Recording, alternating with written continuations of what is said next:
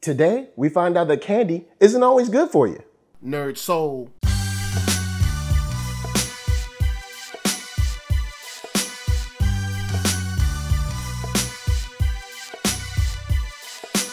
Late Ill Kid at OneYoungsta, holding it down, bringing that StreetGeek and NERDSoul. What is up, my people? Today, we got another wonderful episode of Talk Shop. I'm super hyped. I'm excited because, of course, we're talking about Swag Patrol.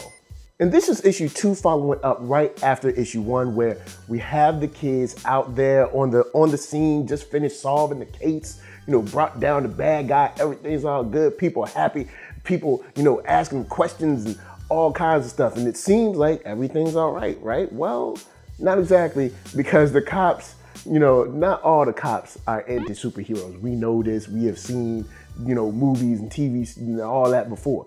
And they're like, yo, straight arrest them. And this is after they did their hard work. You know what I'm saying? After they did their hard work, they got to get arrested on TV. But good thing for them is that they have an escape plan. And seeing them kind of hatch that escape plan and just be like, yo, we out. It's funny because they could have been like, like a Man of Steel when he was like, you know what, I'm gonna turn myself in, I'm gonna put my handcuffs on or whatever. They was just like, nah, bruh. So just seeing them bounce and be like, yeah, all right, we'll see y'all later. That was funny. But we deal with what I didn't think we were gonna get in this series, which was them actually being scolded, not by Dr. Trey, because I figured Dr. Trey would be like, look guys, I told y'all not to go out, I told y'all not to do this stuff, and look at what you're doing, you're messing up, and people gonna see you and it's gonna bring attention, blah, blah, blah.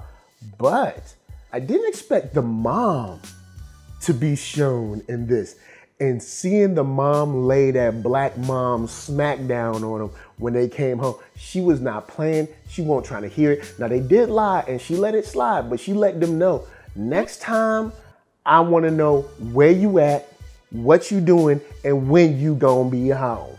And that's a good juxtaposition because at school, of course, since these videos are going viral and people are sharing them, all the kids at their school, even in class, are talking about how, wow, this new group of teens that are saving people, the Swag Patrol, all of this stuff is so amazing. And so it's good to bring them back to reality. Like, look, yes, we're glad that you're nice and, well-known and popular and everything, and everybody wants a piece of you. But your mom still said, bring your butt to the house. So I like having that, after they kind of enjoyed their success, if you will. Now there's a nice little kind of side story that becomes the main story towards the end that I'm gonna get to, but I did want to talk about Dr. Trey. This is going to define who he is as their leader going forward. He made a statement about telling them about ARM.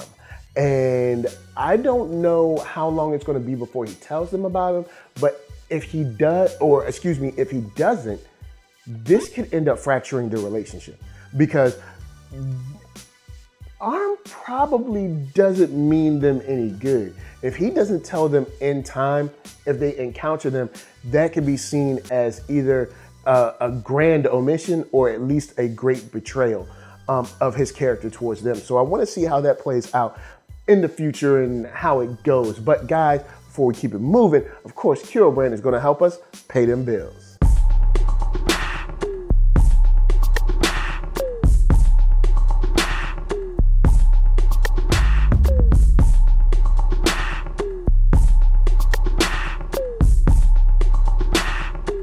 Oh yeah, check the link below, hat, shirts, hoodies, all that jazz. And once you find something you like, of course, cop it. So we talked about, the school love. We talked about Trey. We talked about Ma Dukes.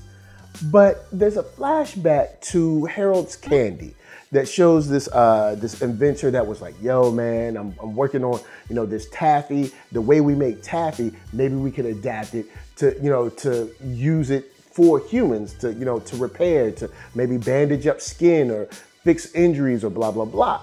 Well, of course, he's not treated too well and he's kicked out of Harold's Candy and they don't want him on the premises no more. Fire him, get rid of all his money and stuff, no pension, blah, blah, blah.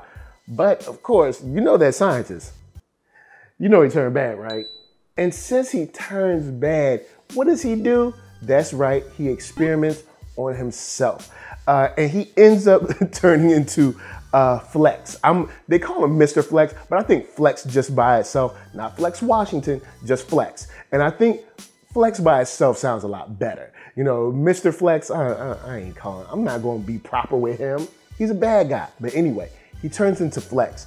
And, you know, he's kind of like Stretchy, so Plastic Man or Mr. Fantastic, blah, blah, blah.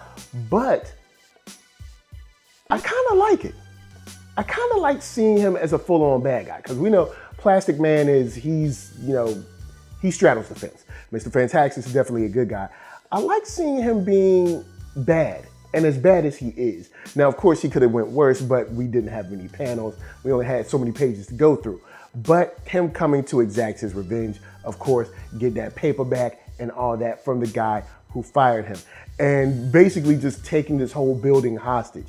And seeing Swag Patrol kind of come at him and losing. Because in the first issue, they kind of figured it out, worked it out. But in this one, they don't end this issue on them winning. You know, they end this issue on a cliffhanger, almost literally, in a way where he has handled all of their attacks pretty well. And I like dealing with a villain who is in a nice, small Venn diagram sliver of someone who they can't fully grasp or fully take down straight on. So I like where Mr. Flexx is. I hope he's a villain that we get for, you know, years and years to come, and we develop him more and more, because I like where he is considering the powers that Swag Patrol has. Now, I did want to say that I do like the one detective that's kind of holding it down for them. He'll end up being kind of like their Commissioner Gordon, I guess. But all in all, these guys are kind of on their own, and Flexx is not playing. I mean, when we end, he has the hostage, and it's not looking good for the home team. So, am I digging it? Yeah, I enjoy this issue. Once again, I'll go on it. I'm not going to harp on it, but yes, due to the references and the lines, sometimes they get corny from the team, but maybe it should be sometimes when they're spending so much time trying to be cool that they end up being corny, you know what I'm saying? Instead of just like going out and fighting the bad guys, they end up being kind of cheesy, sort of like Spider-Man sometimes. Sometimes it's like, dude, just go fight, because that joke that you just dropped was stale. But, you know, those lines can get to you every now and then, but I think this is a fun read, man. This is definitely something that you can just pick up and go and have a good time. So guys, holla at me. I'm gonna holla at you. Down in them comments, let's talk, of course, Swag Patrol issue number 2. And before I bounce, I'm gonna tell you guys to hit up ThatNERDSoul.com. That's right, check me out right there. All my videos from the oldest, newest, latest, greatest, and all that. Then hit up shop.ThatNERDSoul.com and pick yourself up a t-shirt, player. Don't forget to get one for them playettes. Then come back here, like, comment, subscribe, and share that NERDSoul. That's right, there's no better way that I can show people that you like what you are watching. So, LA, what up? VA, what up? RVA, you got my heart. And please be good to yourselves. Please be good to each other. And remember, just because you think that you can hold somebody in a mental block doesn't mean that you can hold somebody in a mental block. Peace.